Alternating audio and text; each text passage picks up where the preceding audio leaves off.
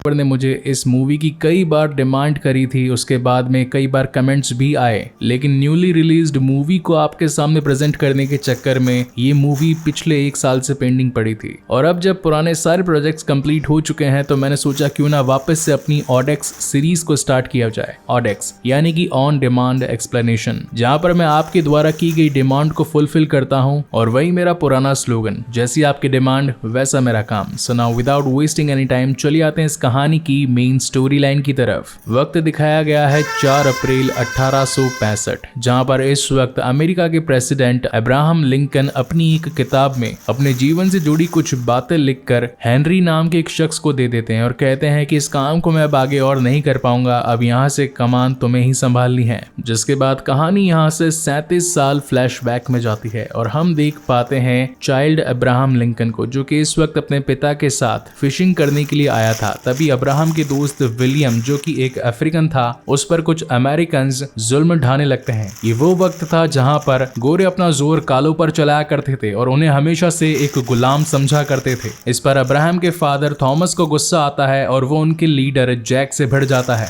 Jack यहाँ का एक बड़ा जमींदार और अच्छा रुतबे वाला इंसान था, इसलिए वो हर किसी को एक तुच्छ प्राणी समझता था और सभी को हर बार खरी खोटी सुना दिया करता था। अब्राहम के फादर उसे कहते हैं कि ये जगह तुम्हारी पर्सनल प्रॉपर्टी नहीं, ये गवर्नमेंट की प्रॉपर्टी है। तुम्हारे पास पैसा है तो इसका मतलब ये नहीं कि तुमने सारी जगह खरीद ली, तुम्हारी तो मैं पुलिस से कंप्लेंट करूंगा। जिस पर जैक कहता है कि अच्छा तो ये बात है, तुम्हें तो अब सबक सिखाना ही होगा। और जिसके बाद वो उसे क्रीपी स्माइल देता है और ये लोग वहां से चले जाते हैं। सीन शिफ्ट होता है रात में, जहां पर अब्राहम अपने ऊपर के कमरे में सो रहा था। तभी उसे अपने घर में किसी के आने की आहट आती है और जब वो नीचे देखता है तो उसे अपनी माँ के पास जैक दिखाई पड़ता है। लेकिन अब्राहम इस वक्त काफी छोटा था और वो कुछ कर पाता उससे पहले ही जैक वहां से उसकी मॉम के साथ कुछ एक्टिविटी करके भाग चुका था। यहाँ सीन शिफ्ट होता है मॉर्निंग में और जब थॉमस अपनी बीवी को देखता है तो उसकी हालत पूरी तरीके से खराब हो चुकी थी। आंखों की पुतलियां तो सारी की सारी ऊपर ही चली गई थी। वो डॉक्टर को बुलाता है तो डॉक्टर कहता है कि मुझे ये बीमारी कुछ नई लगती है, इसे इलाज के लिए शहर लेकर जाना पड़ेगा। और जैसे ही डॉक्टर वहां से जाता है तो ठीक 1 घंटे बाद अब्राहम की मॉम की डेथ हो जाती है। वो अपने फादर को बताता है कि मैंने कल रात जैक को यहाँ पर आते देखा था। थॉमस इस बात को समझ चुका था कि उसने आज सुबह का बदला मेरे साथ ले लिया है, लेकिन वो इस गांव का एक अमीर इंसान था, इसलिए वो उसके साथ पंगा नहीं ले सकता था। इसीलिए वो यही बात अपने बेटे अब्राहम को भी समझाता है कि जब तक मैं जिंदा हूँ तुम्हें किसी से कोई बदला लेने की जरूरत नहीं है। जिसके बाद वक्त आगे बढ़ता है और कहानी जाती है 10 साल आगे। यहाँ अब्राहम एक बार में बैठकर बहुत सारी ड्रिंक कर रहा था। खैर तो उसके पिता भी मर चुके थे तो उसने जैक को जान से मारने का इरादा बना लिया था। हेनरी नाम का एक शख्स वहां आता है जो कि अब्राहम को बहुत ज्यादा ड्रिंक करते हुए देखता है। तो जैसे ही उसके कंधे पर हाथ रखता है तो उसकी गन नीचे गिर जाती है। हेनरी को लगता है कि जरूर किसी का मर्डर करेगा आज। और अब जैसा कि अब्राहम ने जैक को मारने का प्लान बना ही लिया था तो वो उसका पीछा कर रहा था। एक गली में जैक अपने नए शिकार का खून चूस रहा था। तभी वहां अब्राहम पहुंच जाता है और उसके ऊपर शूट करता है, लेकिन जैक की स्पीड बहुत तेज थी और वो उसकी गोली से बच जाता है। इन दोनों के ही बीच में कड़ा मुकाबला होता है। अब जैसा कि जैक तो एक वैम्पायर था तो वो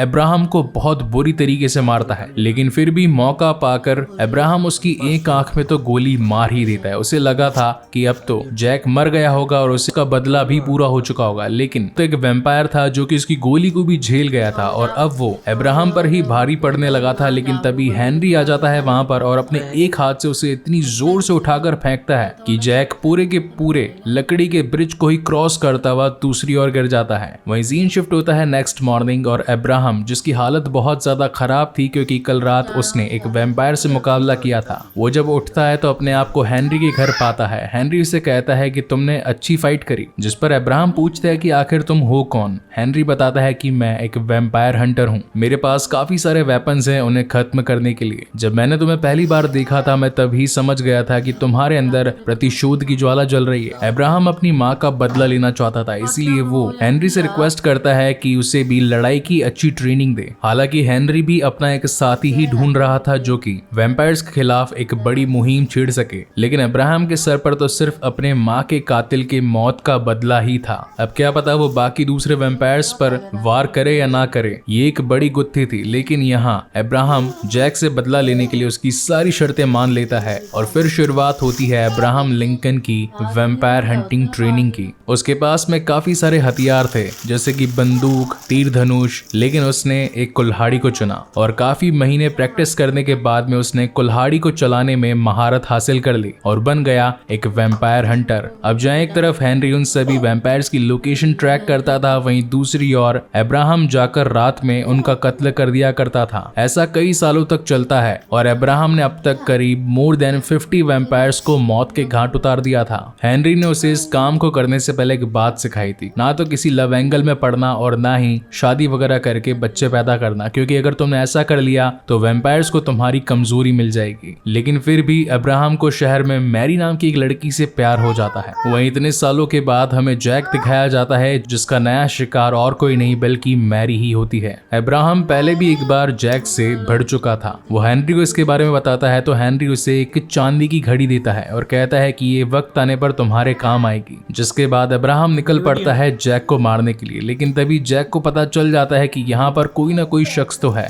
इसलिए वो अब्राहम के वार करने से पहले ही बच जाता है और उससे भागने के लिए पास ही के अस्तबल में मौजूद घोड़ों को खोल देता है। अब जैसा कि वो एक वैम्पायर था, उसके पास में सुपर ह्यूमन स्ट्रेंथ और सुपर फास्टनेस थी, तो अब्राहम के मजे लेने लगता है और उसे काफी दूर तक दौड़ाता है। लेकिन फाइनली एक मोमेंट ऐसा आता है जहां पर अब्राहम उसे पकड़ ही लेता है और उसे मारने वाला होता है, लेकिन तभी मरने से पहले जैक उसे एक बात कहता है कि तुम जिसके लिए काम करते हो यानी कि हेनरी, वो खुद भी एक वैम्पायर है। क्या उसने तुम्हें ये बात बताई? अब्राहम को उसकी बात पर विश्वास नहीं होता और वो उसे जान से मार देता है। लेकिन रात भर अब्राहम के दिमाग में ये बात घर कर चुकी थी और जब वो हेनरी से मिलने के लिए उसके घर पहुंचता है तो उससे एक दूसरी लड़की का शिकार करता पाता है। अब तो अब्राहम को भी गुस्सा आ चुका था और वो हेनरी को बहुत मारता है और उसे बस खत्म करने ही वाला होता है कि तभी हेनरी उसे सच्चाई बताता है कि आज से करीब 50 साल पहले एडम नाम का एक वैम्पायर हुआ करता था जिसने हमारे गांव के बहुत से लोगों का कत्ल कर दिया था और उसके बाद उसने मेरी माशूका को भी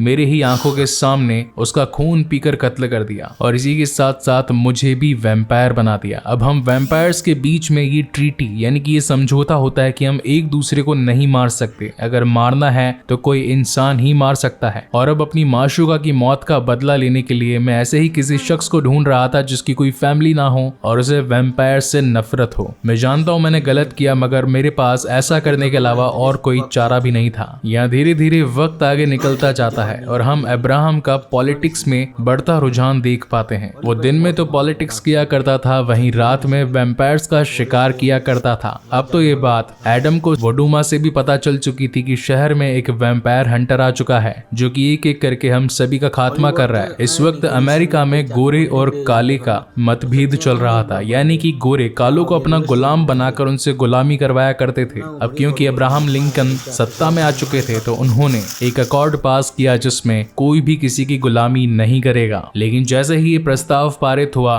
काफी सारे अमेरिकन भिड़ गए और कालों पर हुक्म जताने के लिए उनसे लड़ाई कर बैठे। लेकिन फिर भी अब्राहम लिंकन पीछे नहीं हटे। एक दिन वडोमा व्हाइट हाउस में एक नौकर की पोशाक पहनकर उसके कमरे में आ जाती है और उसके बेटे को इन्फेक्ट कर देती है। मैरी अब्राहम से कहती है कि कैसे भी करके मेरे बेटे को बचा लो। जान बचाने का सिर्फ एक ही रास्ता था, उसे एक वैम्पायर बना देने का। लेकिन अब्राहम ऐसा नहीं चाहता था। उसकी आंखों के ही सामने उसके बेटे की डेथ हो जाती है और वो कुछ नहीं कर पाता, जिसके बाद वो ये ठान लेता है कि वो सभी वैम्पायर्स को खत्म करके ही छोड़ेगा। वो एक बड़ी सेना तैयार करवाता है और वैम्पायर से लड़ने के लिए भेज देता है। लेकिन वैम्पायर्स के पास में बड़े कैनाइंस, सुपर स्ट्रेंथ और फास्टनेस थी, इसी वजह से कोई भी सैनिक उनके आगे टिक नहीं पाते। ऐसा काफी समय तक चलता है जहां पर बहुत सारे सैनिक मारे जाते हैं। तभी अब्राहम को याद आता है कि इन वैम्पायर्स की कमजोरी सिल्वर है, इसीलिए वो पूरे शहर से सिल्वर जमा करना शुरू करता है। मगर ये बात उसी के ग्रुप के एक पॉलिटिशियन जोशुआ को पसंद नहीं आती और वो जाकर वडोमा को सब कुछ बता देता है कि अब्राहम तुम सभी वैम्पायर्स को मारने के लिए शहर की सारी चांदी इकट्ठा कर रहा है और आज की रात वो इस चांदी को ट्रेन की मदद से पिट्सबर्ग पहुंचाएगा जहां पर तुम सभी वैम्पायर्स का एक बड़ा झुंड रहता है। वडोमा ये बात जाकर एडम को बता देती है। अब जिस रात अब्राहम की वो ट्रेन सिल्वर वेपन्स को भर के पिट्सबर्ग के लिए निकली थी, तभी वहां पर एडम और उसकी टीम आकर इन पर हमला कर देते हैं और नीचे से वडोमा उस पूरे के पूरे ब्रिज को ही जला देती है ताकि वो ट्रेन जिसके अंदर इतना सारा सिल्वर भरा है वो ट्रेन ब्लास्ट हो जाए। लेकिन बाद में एडम को पता चलता है कि इनके साथ तो धोखा हुआ है। उस ट्रेन के अंदर कभी चांदी थी ही नहीं, उसमें तो सिर्फ पत्थर भरे थे और हम लीडर्स को खत्म करने के लिए अब्राहम ने ही ये चाल चली थी। जिसके बाद इस मूवी का one of the iconic scene आता है जहां पर अब्राहम लिंकन अपनी कुल्हाड़ी के साथ में उन वैम्पायर्स का सफाया करता रहता है। हालांकि उसमें एडम तो मारा जाता है, लेकिन वडूमा वहां से बचकर भाग जाती है। वडूमा एडम से बहुत प्यार किया करती थी और अब जब उसका प्यार नहीं रहा था तो उसने अब्राहम की बीवी मैरी को खत्म करने की बारे में सोच लिया था।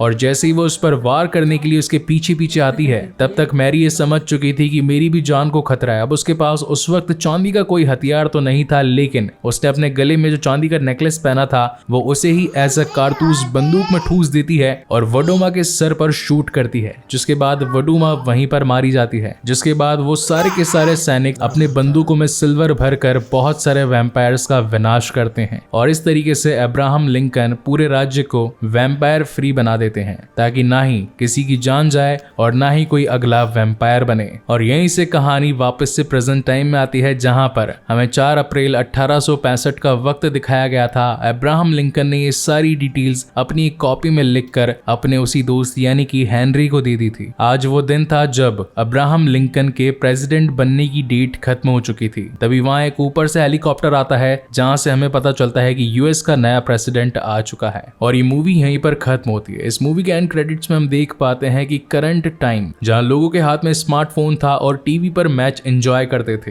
तभी हेनरी आकर एक शख्स के पीठ पर हाथ रखता है और उसके पास से भी एक गन गिर जाती है। इसका सीधा मतलब यह है कि इस मूवी का एक सेकंड पार्ट जरूर आएगा, जहां पर अगेन एक वैम्पायर हंटर शहर में मौजूद दूसरे वैम्पायर्स का खात्मा करेगा। सो गाइज, आपको ये वीडियो कैसा लगा प्लीज मुझे लाइक और कमेंट करके जरूर बताइएगा। और अगर पहली बार इस चैनल पर आए हैं तो इसे सब्सक्राइब जरूर कीजिएगा, क्योंकि मैं आपकी डिमांड को फुलफिल करने के लिए आपकी फेवरेट मूवीज का एक्सप्लेनेशन इस चैनल पर जरूर लेकर आऊंगा। सो